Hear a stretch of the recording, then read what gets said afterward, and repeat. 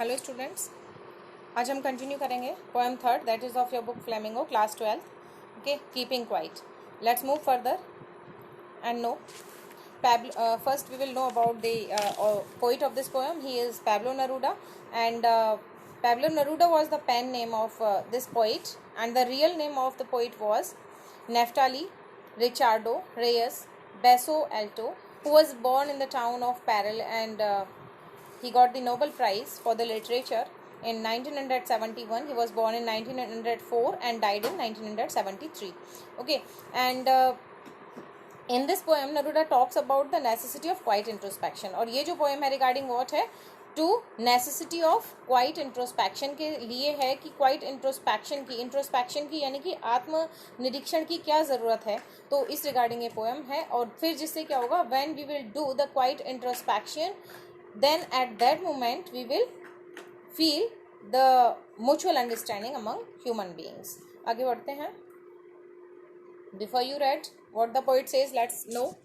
And what does the title of the poem suggest to you? आप poem का title क्या suggest करते हो, ऐसा poet पूछते हैं अपने से. And the poem is about, now we will count up to 12, count to 12, and we all will keep still. What the poet says in the first stanza that we will count to 12, हम लोग 12 तक count करेंगे, and we will all keep still, एकदम शांत हो जाएंगे हम सभी. Keep still means very quiet, बिल्कुल चुप हो जाएंगे.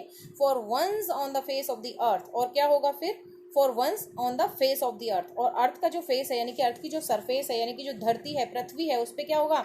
Let's not speak in any language, कोई किसी भी लैंग्वेज में बोलेगा नहीं.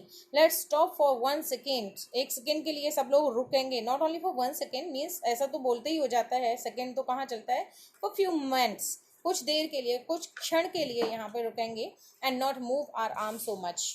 It means not only to keep quiet with the tongue of the human being. It means don't move your arms so much. What the poet says in this stanza, he says that even you will keep still, आप बिल्कुल चुप तो रहोगे, but don't move your arm so much, लेकिन अपने हाथ पैरों को बहुत ज़्यादा, अपने हाथों को बहुत ज़्यादा आपको नहीं चलाना है.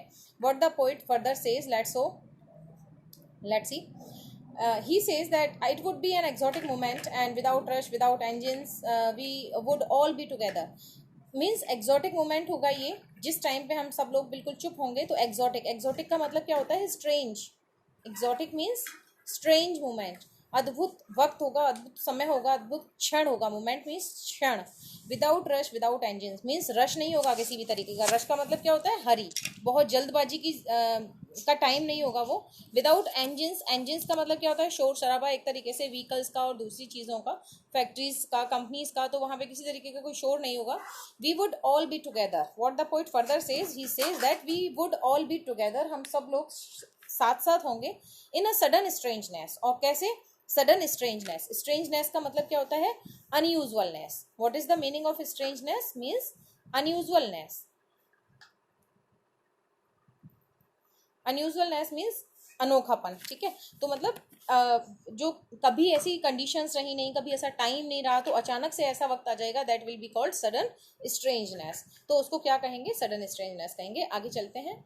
Fisherman in the cold sea would not harm whales, and the man gathering salt would look at his hurt hand. He further says about the fisherman, कि फिशरमैन जो कि कोल्ड सी में जाता है हमेशा क्या करने के लिए, टू कैचेस वेल्स और the fishes.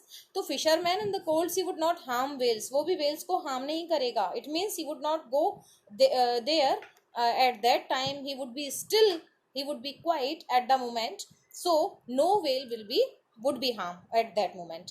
And the man gathering salt, he says about the man who always used to gather salt, he would look at his hurt hand. वो भी क्या करेगा, अपने हर्ट हैंड को, यानी कि अपने हर्ट का मतलब यहाँ पे क्या है, injured. What is the meaning, injured, INJURD, injured means घायल. वो भी अपने इंजर्ड हैंड्स को क्या करेगा, देखेगा. उसको टाइम मिलेगा अपने घायल हाथों को देखने का, क्योंकि जब नमक गैदर करते हैं तो नमक में एक ऐसा केमिकल होता है जो कि हाथों को खराब कर देता है, तो उसको वक्त मिलेगा, ऐसा पोइट आगे बोलते हैं. Let's move further and see the next stanza. Look at it. Those who prepare green wars, war with gas, wars with fire, victory with no survivors, would put on clean clothes and walk about with their brothers in the shed doing nothing. What the poet further says, listen, who those who prepare green wars, यानी उन लोगों के लिए बोलते हैं जो ever ready रहते हैं टू प्रिपेयर ग्रीन वार्स. अब ग्रीन वार्स का मीनिंग यहाँ पे क्या है बेटा? ग्रीन वार्स मीन्स होता है वार अगेंस्ट एनवायरमेंट. ओके, एनवायरमेंट, वार अगेंस्ट एनवायरमेंट, एनवायरमेंट के अगेंस्ट में वार. तो यहाँ पे जो पोइट है वो वार अगेंस्ट एनवायरमेंट की बात करते हैं, that is called green wars. War with gas, wars with gas means gases के थ्रू जो वार करते हैं वो चीज़. एंड वार्स विद फायर, और फायर से जो वार किया जाता है, फायर से जो लड़ाई झगड़े किए जाते हैं वो वाले, उन चीज़ों को रोकने की बात वो करते हैं. और कहते हैं कि इनका कोई रिजल्ट नहीं होता है. The result is only the destruction and may one party में get the victory but there will be no survivor. हो सकता है एक पार्टी की, एक तरफ की, एक साइड की जीत हो जाए, लेकिन बाद में तो कोई सर्वाइवर बचता नहीं है उस चीज़ को, उस जीत को, विजय, उस विजय को एंजॉय करने के लिए, उस जीत को एंजॉय करने के लिए. So what the poet further says, would put on clean clothes. He says to put on clean clothes, साफ सुथरे कपड़े पहनने के लिए पोइट बोलते हैं. और कहते हैं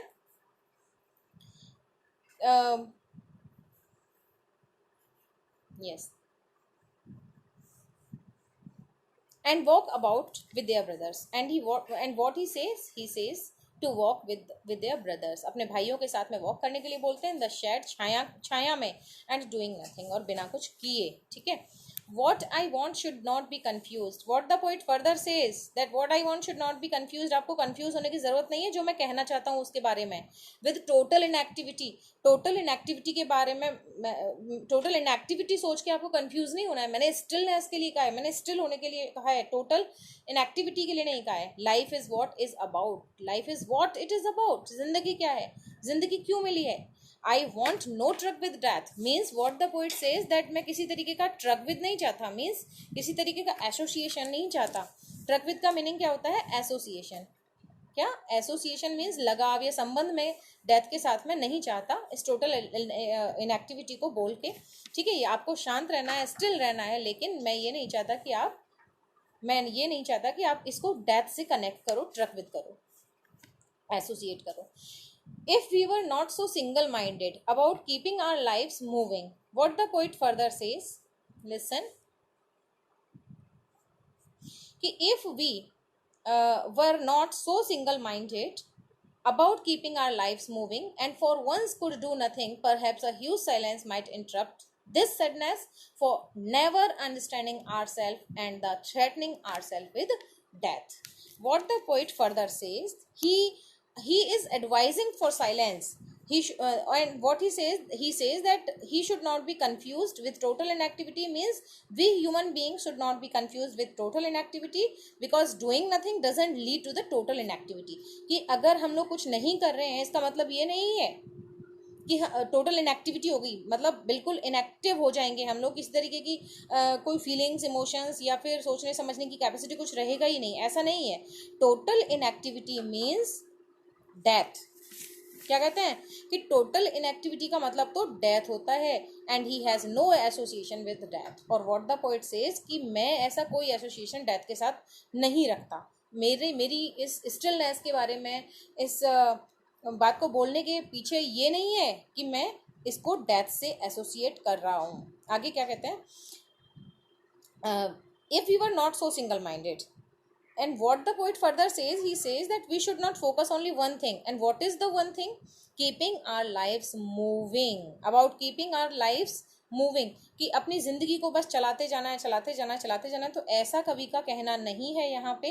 तो हमें सिर्फ एक चीज़ पे फोकस नहीं करना है. वो चीज़ क्या है कि हमारी ज़िंदगी को हमें आगे चलाते जाना है, ज़िंदगी को काटना है, ऐसा नहीं है. Okay, we should learn to give us rest. What the poet further says, he says perhaps कि and for once could do nothing. एक बार हमें कुछ भी नहीं करना है, means we should be habitual to give rest ourselves. अपने आप को हमें रेस्ट देने का habitual थोड़ा बहुत तो हो जाना चाहिए. What he further says, might interrupt this sadness. Perhaps a huge silence might interrupt this sadness. कि थोड़ा सा जो ह्यूज साइलेंस है, अब देखिए जब सब लोग शांत होंगे तो वो साइलेंस भले ही कुछ टाइम के लिए हो, लेकिन वो ह्यूज साइलेंस रहेगा. बहुत विशाल चुप्पी रहेगी, शांति रहेगी। तो perhaps a huge silence might interrupt this sadness of never understanding our self, यानी कि अपने आप को कभी भी नहीं समझ पाने की हमारी जो सैडनेस है, हमारी जो दुख है, हमारा जो दुख है वो इंटरप्ट हो जाएगा किससे? इस ह्यूज साइलेंस से, ठीक है। And for once doing nothing can be a good for us, what the poet says that for once doing nothing, अगर हम एक बार कुछ नहीं करेंगे ना, that can be good for us, वो हमारे लिए अच्छा साबित हो सकता है। Let's move further. End of threatening ourselves with death, and it may good to us when we are threatening ourselves with death.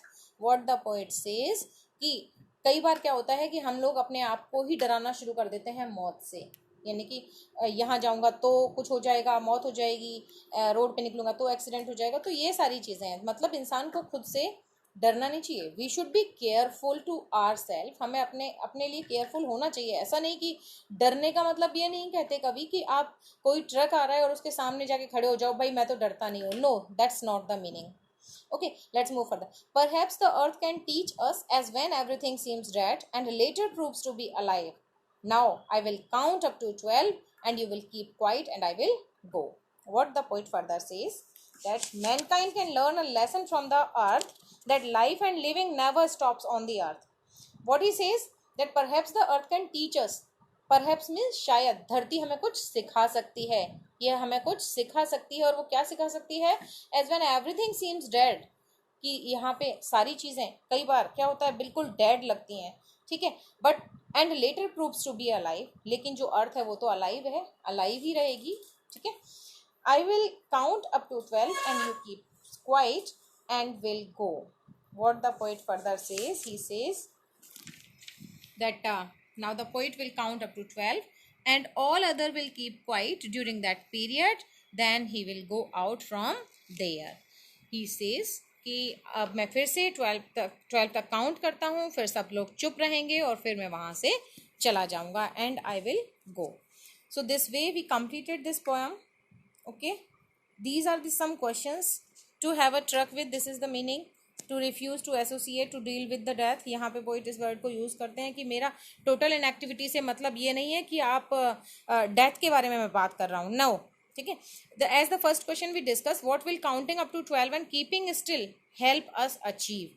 He says कि अगर मैं 12 तक काउंट करता हूँ तो ये किस चीज़ को अचीव करने में हेल्पफुल है? ये हेल्पफुल है अचीव करने में, जैसा कि इसकी जो फर्स्ट लाइन है पोएम का वो ही इसको डिस्क्राइब करता है, और वो क्या है? Wait,